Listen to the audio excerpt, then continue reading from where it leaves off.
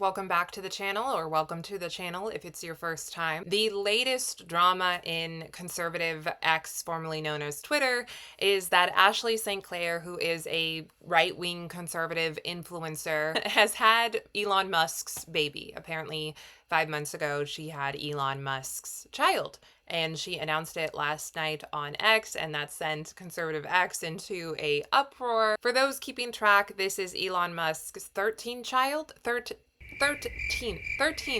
child, apparently, and allegedly his 5th baby mama. Watch out, Nick Cannon. There were all sorts of responses to this announcement. It took a lot of people by surprise. It's started this mini war. What is a day on X without there being an argument over what it means to be a conservative, what it means to be a real Christian, who's more conservative than the next person, who's real, who's genuine, who's a fraud? That seems like every day on X. This is just the latest drama. I saw this post from Jeremy from The Quartering. Now, I'm a fan of Jeremy's. I like to watch his short videos to keep up with the news. It's an easy way to stay informed, and he seems like a super nice guy in real life. But I thought that this post from him was a little bit strange. He gets upset at Jack Posobiec, ostensibly, and I'm not even really as much of a fan of Jack Posobiec as I am of Jeremy's. But he seems to get upset at him for saying God bless you to Ashley and to her family. That is a little bit odd. And Jeremy from The Quartering went on to kind of go on a mini rampage about this situation, just tweet after tweet. Clearly it struck some type of chord with him. And I will say that he probably has a valid point. He's been in this industry way longer than I have. He has more success than I will probably ever have.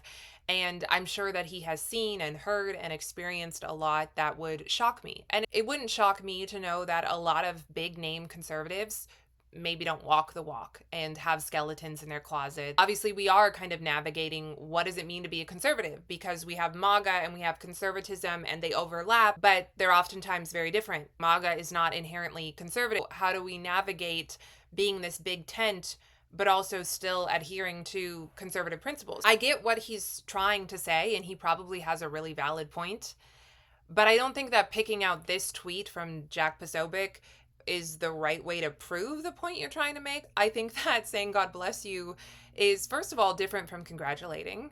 There's a difference between saying congratulations, and I understand why you think maybe you wouldn't say congratulations in this situation, because this is a single mother and this baby is born out of wedlock. But there's a difference between saying congratulations and saying God bless you. Saying God bless you is the most natural, normal thing in the world, especially for a conservative, for a Christian, for a Catholic like Jack Posobiec. Sometimes you say it when you don't have anything else to really say in a situation. Hopefully you mean it. Hopefully you don't just say it as a platitude and you genuinely mean it. We know as Christians that God's blessings extend to everyone who opens their heart to him and recognizes him as their Lord and Savior. It's not just for nuclear families or babies born into the right circumstances. I'm not really sure that this was the right thing to get upset over. I don't think that this pinpoints Jack Posobiec as a fraud. He's merely saying God bless you. Arguably, this child needs a lot of blessing, because this child has been born into obviously inordinate wealth, but not the ideal situation for a baby. It's my understanding that Ashley already has a child by another man, and I think she might have been a single mother already, or maybe she's married.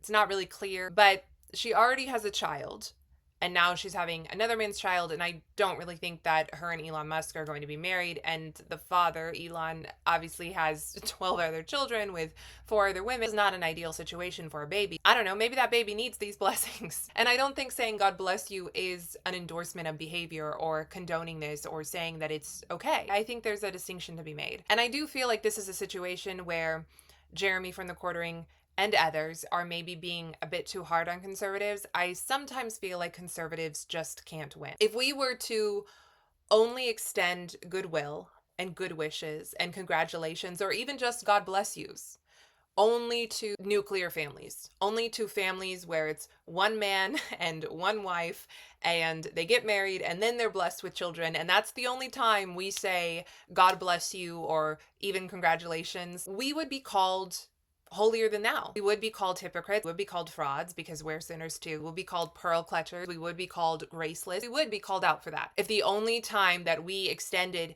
goodwill and good wishes towards someone was when it was in the exact right circumstance, we would be called out. And now here we are extending good wishes, congratulations, which I understand maybe aren't the appropriate thing in this situation, or even just God bless you. And we're being called frauds. And it's like, well, we can't really win no matter what we do. Damned if we do, and damned if we don't. And I don't really think that that is entirely fair to conservatism or to conservatives. And again, saying God bless you is different from saying congratulations.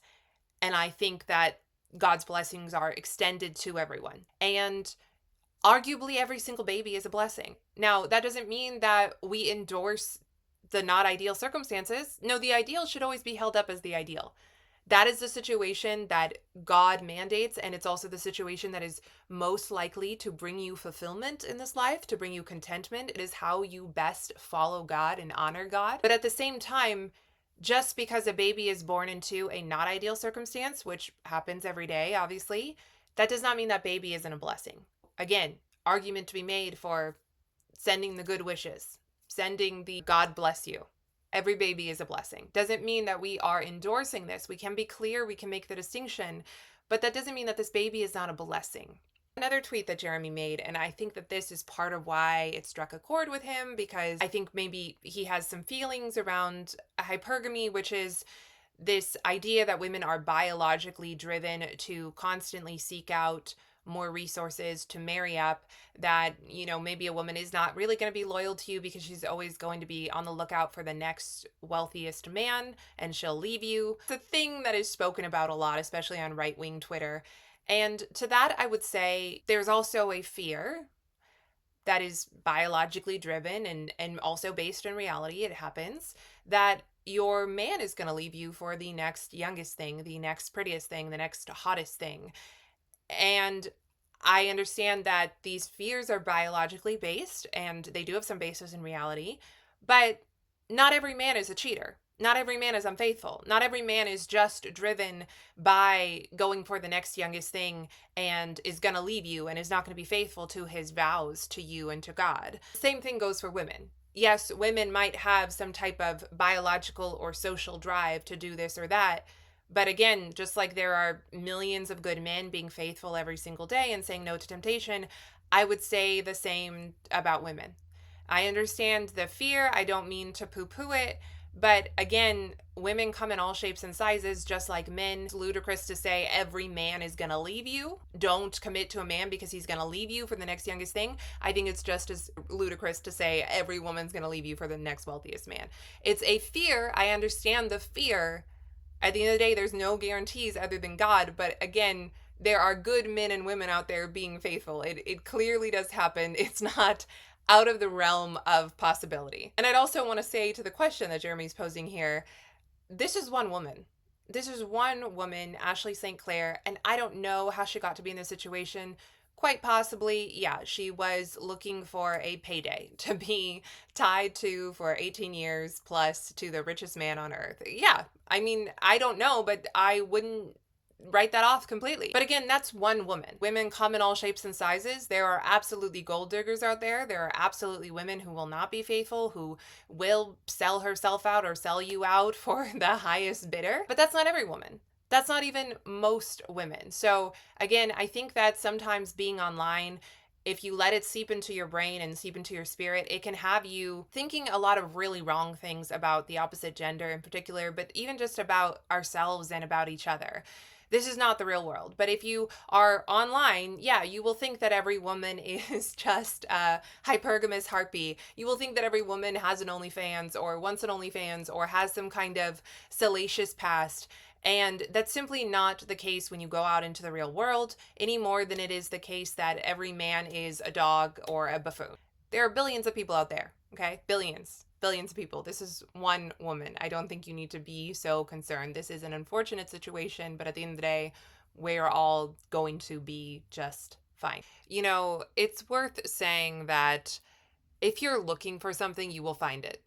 Jeremy's sitting here asking, and possibly rightfully so, how do I stop the men in my audience from being blackpilled on hypergamy when conservatives are celebrating, and maybe some conservatives are, but when conservatives are celebrating this woman having this baby out of wedlock with the richest man in the world?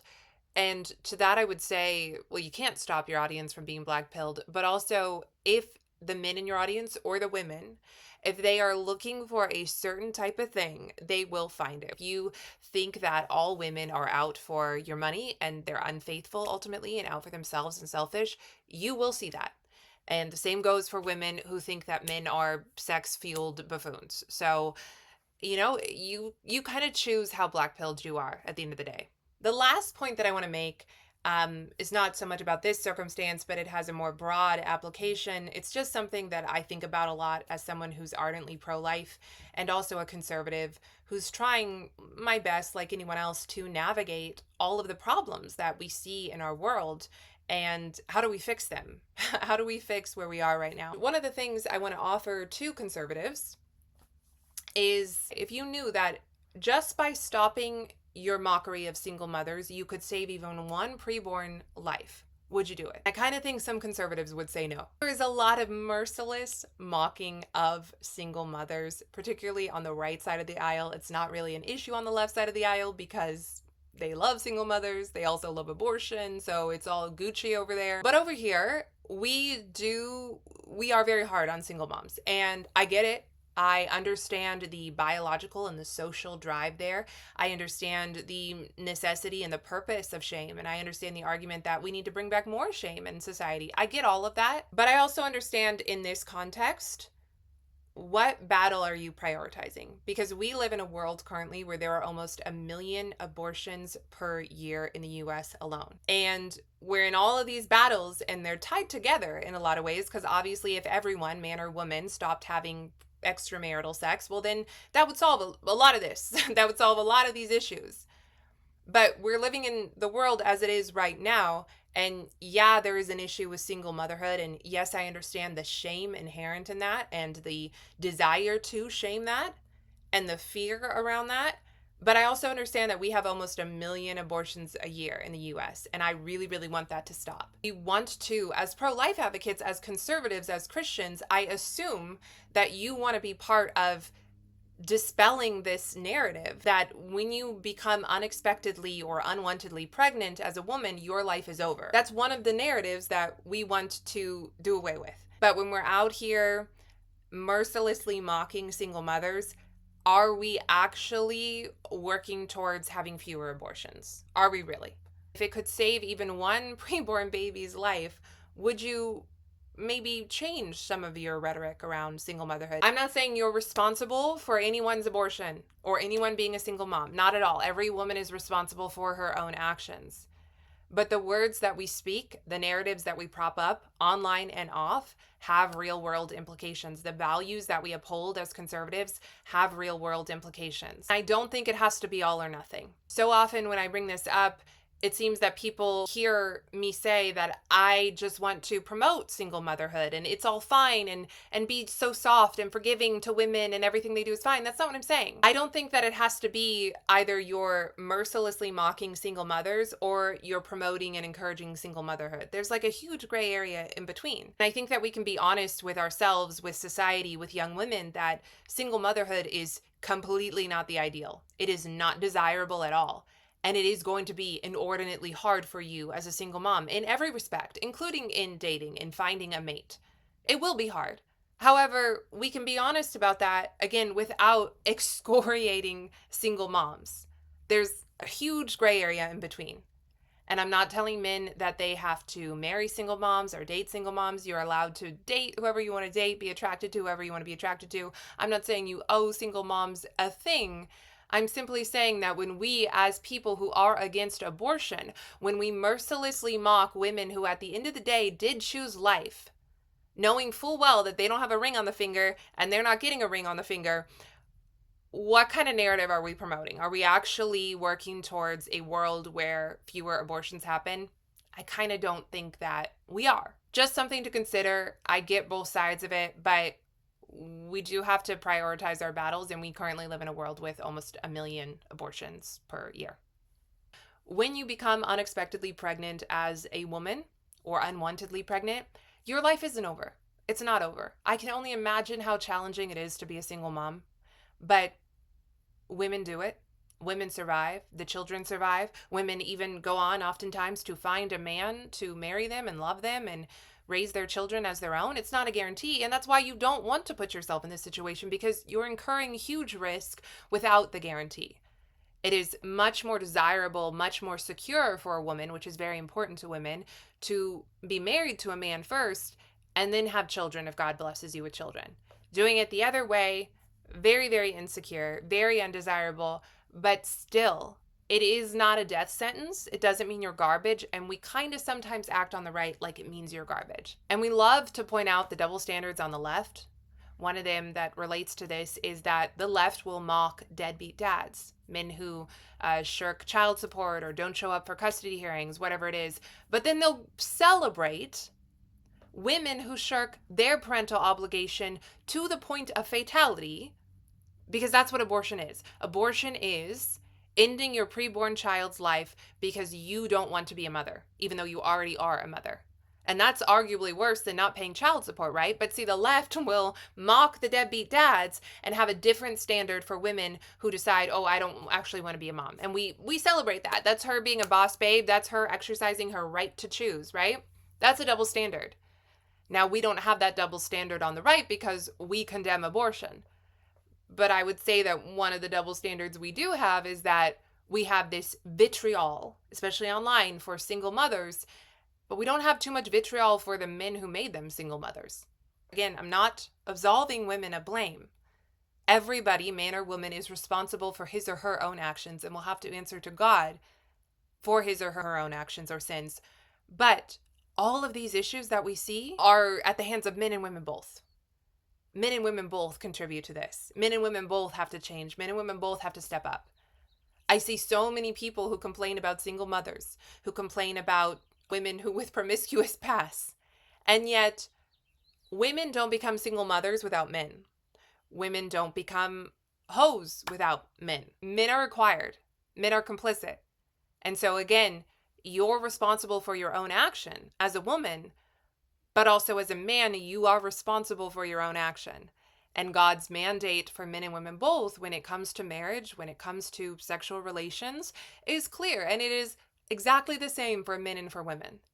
So again, as conservatives, because conservatism is nothing without God, and especially as Christians, we should be aware of our blind spots and our double standards and the narrative that we're actually promoting. And what is it doing to help the end that we allegedly say that we want to achieve? This is only going to get fixed with men and women both.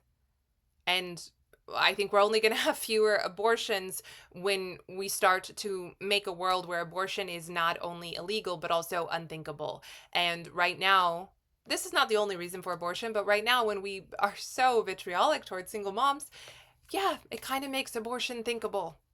It kind of makes abortion seem like the easy way out, like the ideal. Again, you're not responsible for anyone's abortion, but what kind of narrative are you promoting as someone who says that you are pro-life?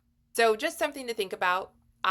This struck a chord with me as well. I thought it was really interesting, the responses on Twitter, and the debate rages on, I'm sure. And I wanted to hear your guys' thoughts. So let me know what you think in the comments. Please like the video, subscribe, and I will see you all again very, very soon.